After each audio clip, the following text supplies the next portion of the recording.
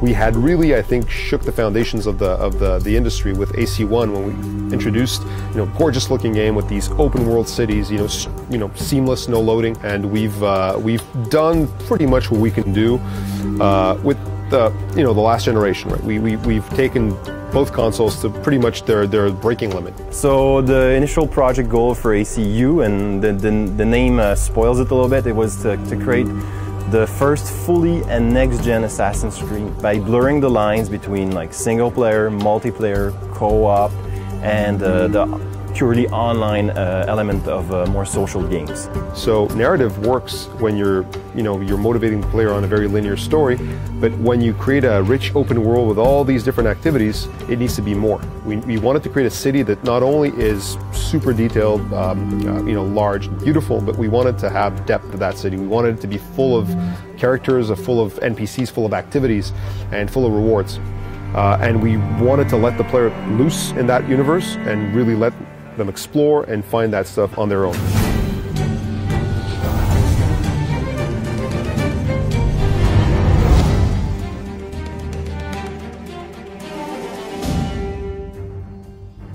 I love being able to create brand new experiences that leverage the new hardware, and so doing that on Assassin's Creed 1 was really exciting because we didn't even have dev kits really, and we not only were creating a new IP for this new hardware that we didn't really know or understand yet, we were also building a brand new engine, which ended up being an engine that's used throughout Ubisoft on a bunch of games.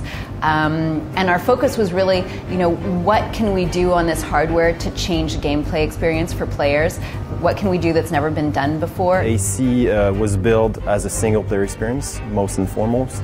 So what we had to do is to make sure that because we're building a sandbox and an open world game, we needed to make sure to onlineize all of our different features, and we have hundreds of them.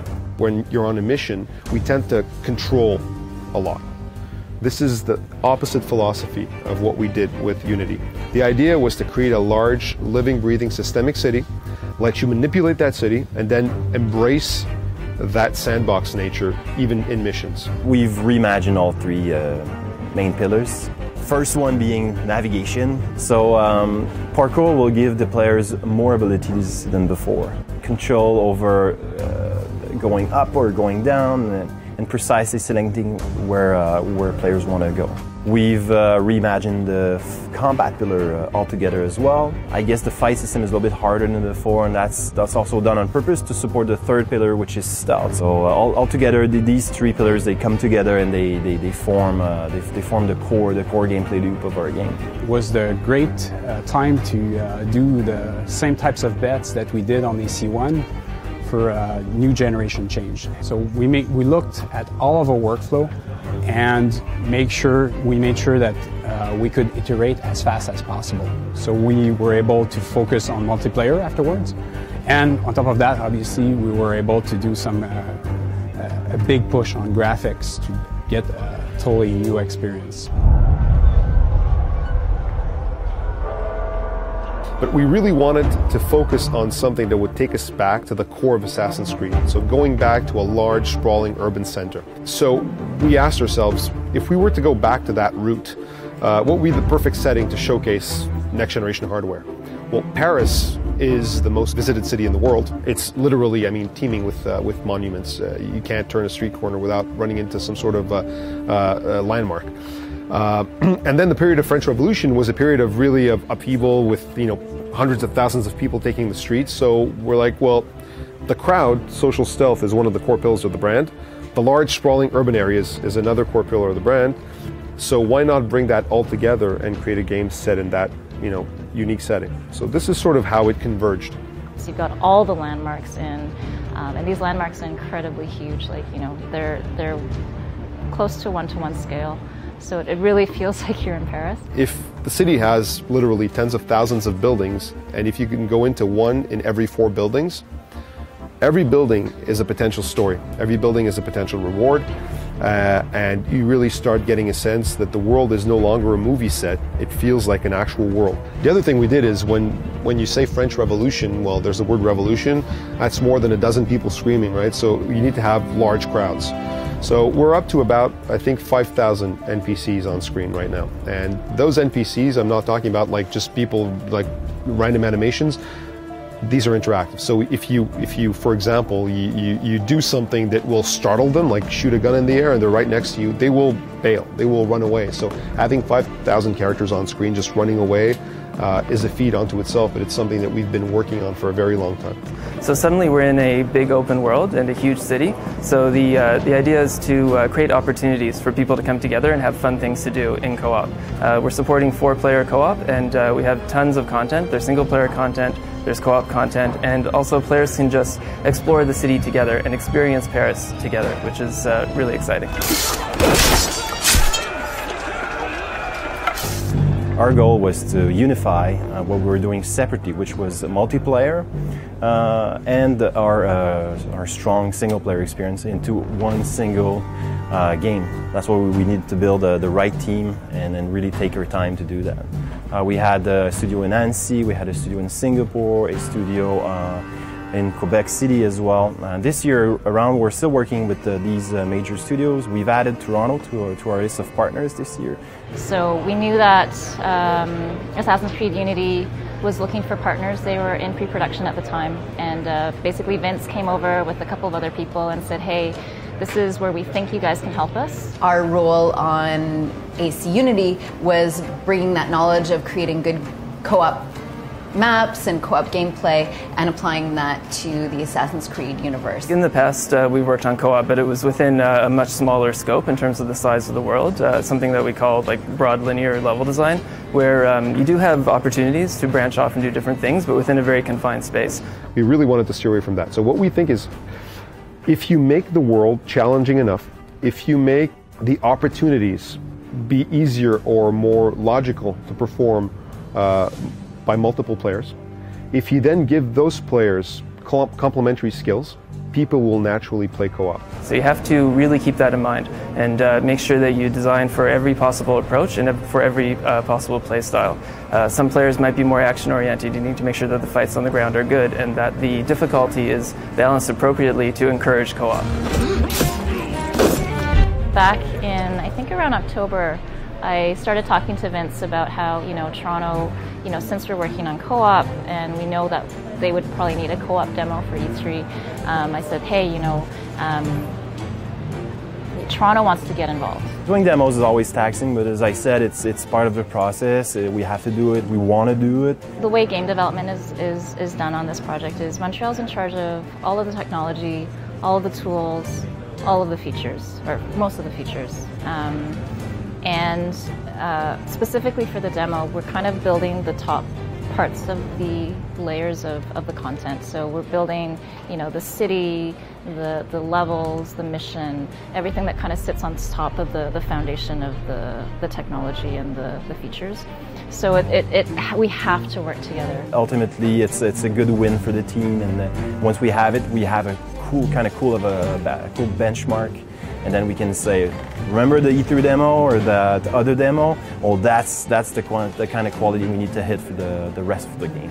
What we talked about with the team was E3 is going to be a great opportunity for us to take something to final, take something to polish, and be able to know what that process is and understand how to work together and get there. For our E3 demo, we wanted something that would be very impactful in a short period of time. We're going to be up there on stage for 5 minutes, and we want people to understand the conflict, to feel the energy, and to understand the gameplay progression as well. So Alex challenged us, to tell the story of the French Revolution, the macro story of the peasant and the noble battle, framed up within this mission.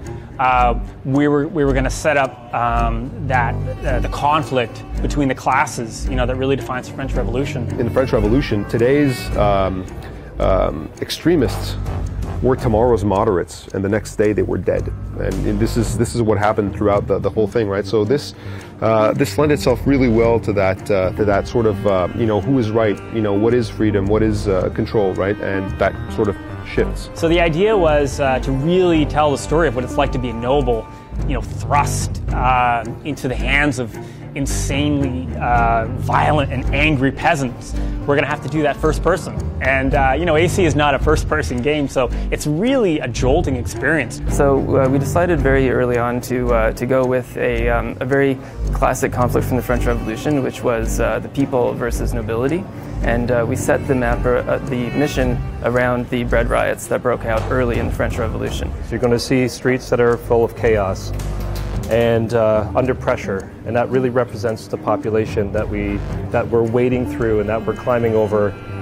What the player's going to experience is they're going to see the difference between the social classes in terms of outside it's chaos, there's barricades everywhere, things are upheaved.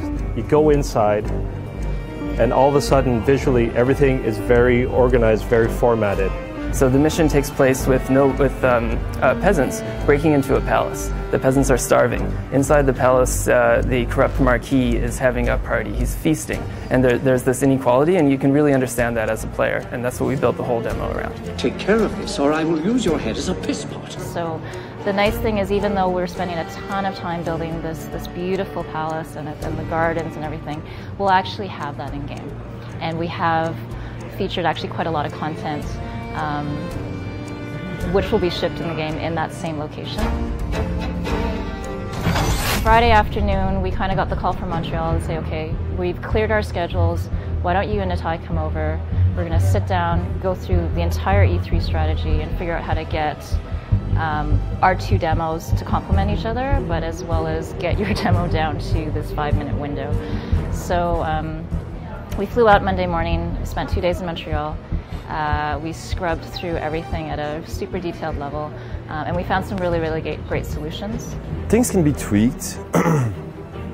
Sometimes additional hard decisions need to be made, but usually the game is pretty much locked. I mean, we know what we're building, we know why we're doing it, we know why we want to show publicly, and then it's a matter of just finishing and then polishing the rest until we feel satisfied with the overall product. And, you know, we're proud to release it. I wish everything was locked. I mean, that's the thing. I mean, we've been working on it for a long time, and that's one of the reasons I think we're going to see a lot of quality in AC Unity, but it's not finished. Everyone on the team now is super excited that we have a demo, and no one's frustrated that, you know, we're trying different things that we know may not go into the full game, because we're already seeing the learning. We're already seeing how every time we iterate, we get better, we get faster. We're going to work on it until the game ships. And I think you're going to see something at E3 that's going to be amazing, but the final game is going to be even more amazing.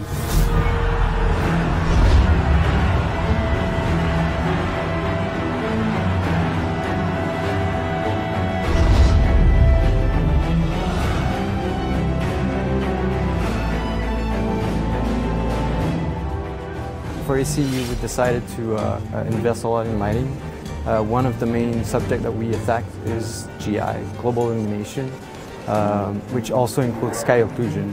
So we're looking at the sky dome and we're baking occlusion at the high precision level, much more precise than it used to be in previous games. So the world looks completely next gen. I mean, we were never even close to achieving this in any other AC game. Plus, we do it in an open world of that size with seamless interiors with no loading anytime.